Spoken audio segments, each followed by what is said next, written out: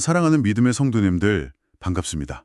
오늘 우리가 함께 아주 깊이 있게 나눌 말씀은 창세기 20장입니다. 네, 믿음의 성도 여러분 반갑습니다. 오늘 참 나눌 이야기가 많죠. 맞아요. 아브라함이 네게부 땅을 지나서 그랄이라는 곳에 머물면서 벌어진 아주 흥미롭고도 뼈아픈 사건을 다루고 있거든요. 그렇죠. 이집트에서 아내 사라를 누이라고 속였던 그 치명적인 실수를 똑같이 반복하는 장면이 나옵니다. 네, 그래서 오늘 이 시간의 목적은 분명합니다. 믿음의 조상이라고 불리는 아브라함의 이 부끄러운 실패를 통해서 우리 인간이 얼마나 철저하게 무너질 수밖에 없는 존재인지 먼저 확인해 보려고 해요. 네, 그리고 동시에 그 참담한 실패마저 덮으시는 하나님의 완벽한 은혜를 발견하는 거죠. 맞습니다. 마침내 우리를 구원하시는 주 예수님의 크신 사랑이 얼마나 깊고 넓은지 온전히 깨닫는 그런 놀라운 시간이 될 것입니다. 믿음의 여정을 걷고 계신 성도 여러분, 오늘 성경이 보여주는 아브라함의 모습은 우리가 흔히 기대하는 그 위대한 영웅의 무용담이 전혀 아니거든요. 전혀 아니죠. 오히려 두려움에 떨면서 막 실패하고 넘어지는 아주 적나라한 인간의 모습이잖아요. 맞습니다. 그런데 참 놀랍게도 성경은 바로 그 완전히 무너진 지점에서 하나님의 은혜가 어떻게 시작되는지를 명확하게 보여줍니다. 참 시작부터 위로가 되는 말씀이네요. 자, 그럼 이 사건의 배경부터 한번 짚어볼까요? 아브라함이 꽤 오랫동안 헤브론에 머물고 있었잖아요. 네, 오랫동안 정착해 있었죠. 그런데 왜 갑자기 이방 문화의 영향력이 아주 강한 그랄, 그러니까 가데스와 술 사이로 굳이 이동을 했을까요? 영적인 거인에게 찾아온 이 영적 침체, 그리고 그 이면의 환경적인 배경이 참 궁금하거든요. 이 상황을 좀 입체적으로 이해하시려면 당시 아브라함이 처했던 두 가지 큰 배경을 들여다봐야 해요. 그러니까 가장 먼저 생각해야 할 건 아브라함이 겪고 있던 극심한 심리적 트라우마입니다. 심리적 트라우마요? 네. 창세기 18장과 19장을 보면 그 유명한 소돔과 고모라 사건이 나오잖아요. 이제 불심판이 있었죠? 네. 아브라함은 그 화려했던 도시들이 유황 불심판을 받아서 마치 거대한 옹기까마의 연기처럼 타올라 재로 변해버리는 그 끔찍한 광경을 직접 두 눈으로 목격했습니다. 맞아요. 자신이 알던 그 평지의 성읍들이 진짜 하루아침에 폐허가 된 걸 산 위에서 매일 내려다봐야 했다면 그 충격이 어마어마했겠네요. 엄청났을 겁니다.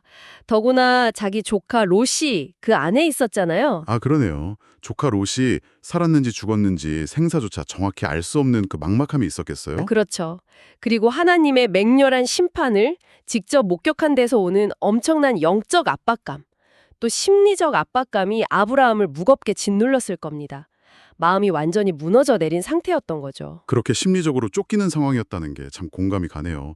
그렇다면 굳이 헤브론을 떠나야만 했던 또 다른 현실적인 이유도 있었나요? 네, 지극히 현실적인 생존 문제가 겹쳤습니다. 성경을 보면 아브라함은 가축과 은금이 아주 풍부한 엄청난 부자였거든요. 네, 거부가 되었죠. 네, 거느린 가축대가 점점 막 많아지다 보니 헤브론 주변의 목초지와 우물이 고갈되기 시작한 거죠. 특히 가나안 남방 지역은 기본적으로 강수량이 턱없이 부족하거든요. 그러니까 수많은 가축과 식솔들을 먹여 살리려면 물이 풍부하고 비옥한 곳을 찾아가야만 하는 그 유목민의 숙명이 있었던 거군요. 맞습니다.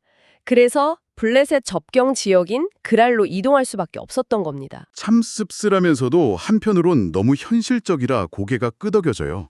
하나님과 그렇게 깊이 교제하던 영적인 거인조차도 눈앞에 닥친 그 거대한 환경적 압박, 생존의 두려움 앞에서는 이처럼 흔들리고 또 자기 중심적으로 변할 수 있다는 사실이요.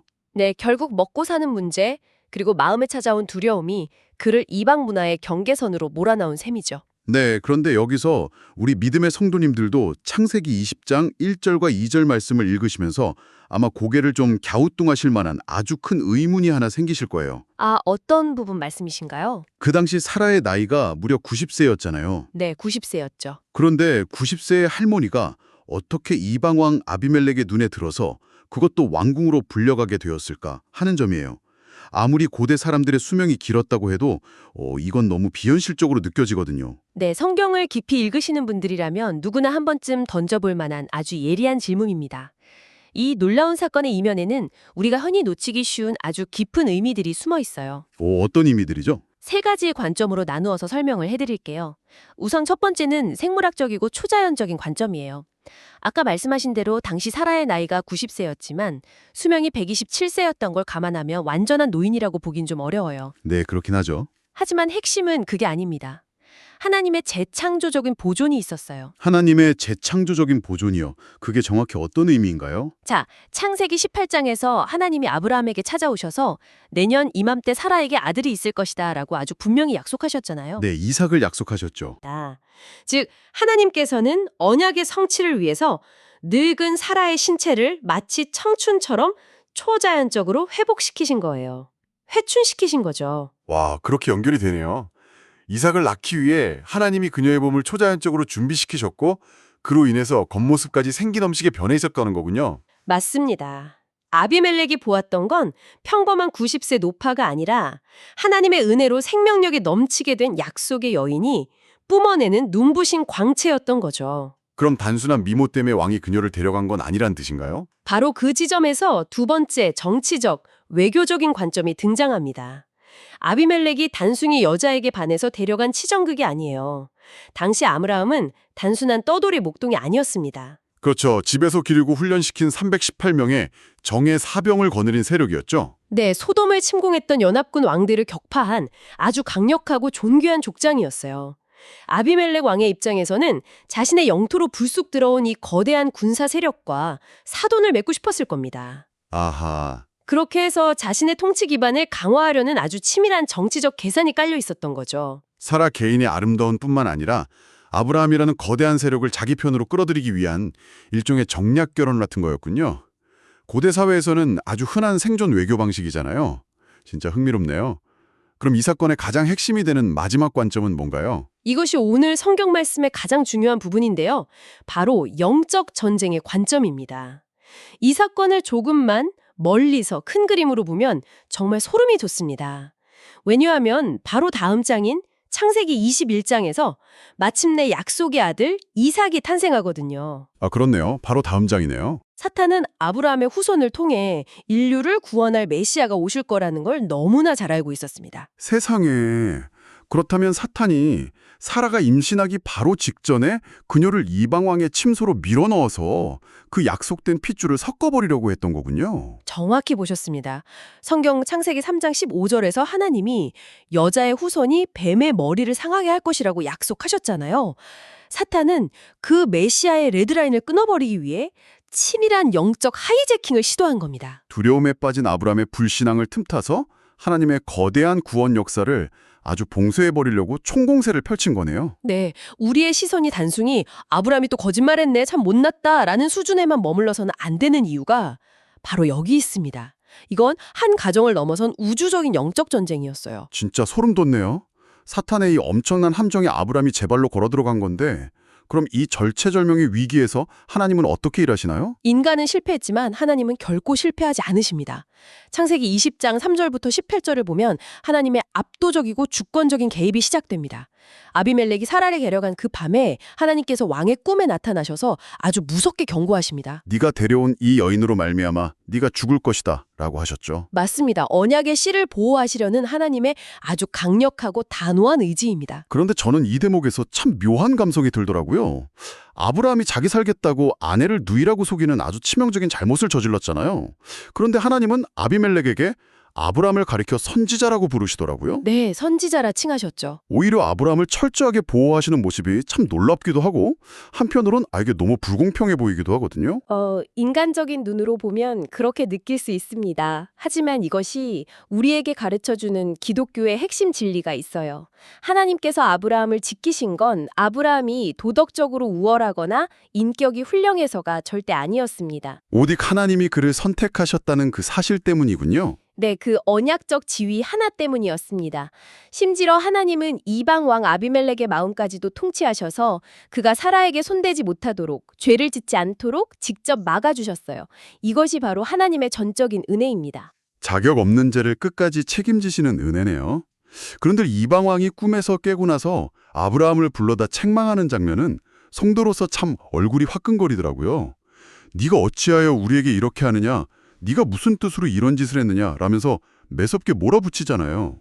세상의 권력자 앞에서 쩔쩔매며 지탄받는 믿음의 조상의 모습이죠. 네, 오늘날 세상 사람들에게 조롱과 비난의 대상이 되고 나는 교회의 뼈아픈 현실이 겹쳐 보여서 참 마음이 아팠습니다. 믿음의 성도님들도 아마 그 대목에서 많이들 가슴 아파하셨을 겁니다. 더 안타까운 건 세상의 책망 앞에서 아브라함이 늘어놓는 변명이에요. 이곳에서는 하나님을 두려워함이 없으니 내 아내로 말미암아 사람들이 나를 죽일까 생각했다라고 하거든요. 자기의 불신앙과 비겁함을 아주 교묘하게 세상 탓으로 환경 탓으로 돌려버리는 지독한 자기중심성이네요. 게다가 사라는 실제로 내 배달은 누이이기도 하다라면서 그 절반의 진실을 방패 삼아 자기 거짓말을 정당화하려 듭니다. 아, 절반의 진실. 우리도 살면서 이런 식의 타협을 참 많이 하잖아요. 이건 거짓말은 아니야 라고 스스로 위안하면서 상황을 모면하려고 하는 태도요. 맞아요. 하지만 성도 여러분, 하나님 앞에서 절반의 진실은 온전한 신뢰를 저버린 불신앙의 산물일 뿐입니다. 정말 믿음의 조상이라는 타이틀이 무색할 정도로 철저하게 밑바닥을 보여주네요. 그런데 말씀은 여기서 끝나지 않잖아요. 사건이 수습되는 14절부터 18절을 보면 상식을 완전히 뒤엎는 반전이 일어납니다. 원인 제공자이자 자기 아내도 못 지켰던 아브라함이 오히려 아비멜렉을 위해 기도하고 그 기도를 통해 기적이 일어난단 말이죠. 네, 하나님께서 아비멜렉 집안에 닫힌 태를 열어주시고 치유해 주시죠. 참 놀라운 은혜의 역설입니다. 하나님은 전혀 자격 없고 방금 전까지 큰 사고를 쳤던 자를 기도의 중보자로 들어 쓰십니다. 우리는 흔히 성화의 과정을 내가 점점 실수도 안 하고 완벽한 영웅이 되어가는 직선적인 상승 곡선이라고 착각하기 쉽잖아요. 네, 저도 모르게 그런 영적 영웅주의에 빠질 때가 참 많아요. 나는 저런 실수는 안 해야지 하면서요. 하지만 성경이 말하는 성화는 다릅니다. 성화는 나의 철저한 무능과 전적인 부패를 뼈저리게 깨닫고 오직 나를 붙드시는 하나님의 열심과 은혜에만 온전히 엎드리는 과정이에요. 하나님은 아브라함의 그 연약함마저도 사용하셔서 이방 땅에 하나님의 살아계심을 보여주신 겁니다. 참 깊은 위로가 되는 말씀입니다. 자, 그렇다면 우리 믿음의 성도님들이 이 깊은 말씀의 진리를 매일의 삶 속에서 어떻게 적용할 수 있을까요? 오늘날 치열한 영적 전쟁터를 살아가는 성도님들을 위한 3가지 핵심 적용을 나누어 주시죠. 네, 첫 번째로 마음에 새겨야 할 것은 나의 얄팍한 지혜나 잔꾀보다 하나님의 신실하심을 끝까지 신뢰하라는 것입니다. 아브라함은 생존의 위기 앞에서 누이라고 속이는 인간적인 타협을 선택했어요. 하지만 그것은 당장의 위기를 모면하게 해준 게 아니라 더 거대한 영적 파국을 초래할 뻔했죠. 맞습니다. 약속된 씨를 잃어버릴 뻔했습니다. 위기의 순간일수록 내 머리를 굴리는 세상의 방식을 버리고 끝까지 하나님의 약속을 붙잡아야 합니다. 성경 잠언 3장 5절에서 6절 말씀을 명확히 읽어드리겠습니다. 너는 마음을 다하여 여호와를 신뢰하고 내 명철을 의지하지 말라. 너는 범사의 그를 인정하라. 그리하면 내 길을 지도하시리라. 아민. 내 명철, 내 잔꾀를 의지하지 말라는 그 말씀이 가슴 깊이 박히네요. 그럼 우리가 결단해야 할 2번째 적용점은 무엇인가요? 두 번째는 성도는 세상 속에서 막중한 도덕적 책임감을 지니고 살아야 한다는 점입니다. 이방왕 아비멜렉이 믿음의 사람 아브라함을 호되게 꼬집었던 그 부끄러운 장면을 기억하십시오. 세상 사람들은 우리가 입술로 전하는 복음만 듣는 게 아닙니다. 우리의 삶의 정직성을 달아보고 행동을 통해 하나님을 판단하죠. 네. 위기를 빠져나가기 위해 교묘하게 섞어 쓰는 절반의 진실을 과감히 잘라내야 합니다. 성경 에베소서 4장 25절 말씀을 읽어드리겠습니다. 그런즉 거짓을 버리고 각각 그 이웃과 더불어 참된 것을 말하라. 이는 우리가 서로 지체가 됨이라. 온전한 정직으로 이 어두운 세상의 빛이 되어야 한다는 주님의 부르심이 참 무겁게 다가옵니다. 마지막 3번째 적용은 무엇일까요? 3번째는 중보자로서의 사명을 결코 포기하지 말라는 것입니다. 아브라함은 방금 전까지 너무나 부끄러운 실수로 저지른 연약한 죄인이었죠. 하지만 하나님은 바로 그 아브라함의 기도를 통해 아파하는 이방 가문을 치유하셨습니다. 내가 완벽해서가 아니라 오직 주 예수님의 권세 때문이군요. 그렇습니다. 성도 여러분, 우리가 누군가를 위해 기도할 수 있는 건 내 삶이 완벽해서가 아닙니다. 오직 우리 안에 거하시는 주 예수님의 권세 때문입니다. 여러분 주변에 아파하는 이웃, 영적으로 눈먼 세상을 위해 포기하지 말고 기도에 무릎을 꿇으십시오. 성경 야고보서 5장 16절 말씀을 읽어드리겠습니다. 그러므로 너희 죄를 서로 고백하며 병이 낫기를 위하여 서로 기도하라. 의인의 간구는 역사하는 힘이 큼이니라. 아멘. 감사합니다. 자, 이제 이 풍성한 말씀의 조각들을 하나로 모아서 결론으로 나아갈 시간입니다. 오늘 우리는 창세기 20장을 통해서 아브라함이라는 한 인간의 처절한 실패를 보았어요. 환경의 압박과 두려움에 사로잡혀서 치졸한 거짓말 뒤에 숨어야 했고 자신이 저지른 그 치명적인 실수를 스스로 수습하지 못한 채 눈물 섞인 기도로 덮어야만 했던 참으로 불완전한 선지자의 모습을 보았습니다. 맞습니다. 아브라함은 결코 세상을 구원할 완벽한 중보자가 아니었어요. 그러나 믿음의 성도 여러분, 바로 이 뼈아픈 지점에서 성경은 우리의 시선을 아브라함에게서 거두어냅니다. 그리고 진리 그 자체이시며 우리의 참된 선지자, 완전한 중보자이신 주 예수님께로 완전히 이동시킵니다. 완벽하신 주 예수님을 보게 하시는군요. 한번 생각해 보십시오. 아브라함의 그 연약하고 부끄러운 기도가 이방 가문의 육신의 생명을 살렸다면 하물며 아무 죄 없으신 온전한 하나님의 아들 주 예수님께서 십자가에서 물과 피를 다 쏟으시며 흘리신 보혈의 공로와 지금 이 순간에도 우리를 위해 쉬지 않으시는 그 완벽한 중보기도는 어떻겠습니까? 영원히 죽을 수밖에 없는 추악하고 부패한 죄인인 우리를 능히 영원한 생명으로 살려내지 않겠습니까? 아멘, 할렐루야. 아브라함의 그 어처구니 없는 넘어짐은 도리어 흠없고 완전하신 주 예수님만을 간절히 대망하게 만드는 거룩한 이종표였군요. 그 가슴 벅찬 은혜의 말씀을 성도님들께 온전히 선포해 주시겠습니까? 내 온 마음과 감동을 다해 이 위대한 성경 말씀을 읽어드리겠습니다. 로마서 8장 34절 말씀입니다. 누가 정죄하리요 죽으실 뿐 아니라 다시 살아나신 이는 예수 그리스도시니 그는 하나님 우편에 계신 자요 우리를 위하여 간구하시는 자시니라. 성경 히브리서 11장 13절에서 16절 말씀이 증언하듯이 구약의 족장들은 이 땅에서 외국인과 나그네임을 스스로 고백했습니다. 그들은 수없이 넘어지는 연약함 속에서도 오직 하나님이 친히 지으실 하늘의 영원한 도성을 바라보며 나아갔습니다. 오늘날 치열한 삶의 자리를 살아가는 우리 역시 내 안의 의로움이 아니라 우리의 유일한 소망이요 구원자이신 주 예수님만을 바라보아야 합니다. 사랑하는 하나님의 군사, 믿음의 성도 여러분, 오늘 우리는 세상 앞에서 너무나도 부끄럽게 고개를 숙였던 아브라함의 뒤안길을 함께 걸어보았습니다. 여러분의 삶에도 끊임없이 반복되는 연약함이 있으신가요? 나의 부족함 때문에 혹은 먹고 사는 문제 앞에서 어리석게 타협해버린 그 잘못 때문에 세상 사람들 앞에 그리고 하나님 앞에 참담하게 무너져 내린 순간이 있으십니까? 그러나 오늘 하나님께서 주시는 이 위대한 진리를 가슴에 깊이 새기십시오. 우리의 어떤 실패도, 우리의 어떤 부끄러움도 하나님의 거대한 구원의 계획을 결코 단 1초도 멈출 수 없습니다. 우리가 가장 깊은 절망의 바닥을 칠 때조차도 십자가에서 확증하신 하나님의 그 크신 은혜는 우리의 모든 연약함보다 압도적으로 큽니다. 사탄의 그 어떤 교묘한 영적 하이제킹도 우리를 향한 주 예수님의 피 묻은 사랑을 결코 끊어낼 수 없습니다. 아멘, 맞습니다. 이제 그 절망과 자책의 자리에서 툭툭 털고 다시 일어나십시오. 구원의 완전한 대장 되시는 주 예수님의 십자가 공로를 굳게 의지하여 다시금 여러분의 영적 전선으로 담대하게 나아가십시오. 여러분은 세상의 조롱거리가 아닙니다. 주 예수님의 고귀한 핏값으로 세워진 이 병든 세상을 치유하고 살려낼 완같은 제사장들입니다. 무덤의 권세를 이기신 승리의 주님께서 오늘 이 순간 성도님들의 삶 한가운데에 영원히 함께 하심을 굳게 선포합니다. 측량할 수 없이 깊고 놀라운 주 예수님의 사랑과 그 십자가의 은혜가 오늘 눈물을 닦고 치열한 삶의 자리로 나아가는 모든 믿음의 성도님들의 삶 위에 충만하게 넘쳐나기를 간절히 축복합니다. 이것으로 오늘의 깊은 말씀 나눔을 모두 마칩니다. 성도 여러분, 승리하십시오. 평안하십시오.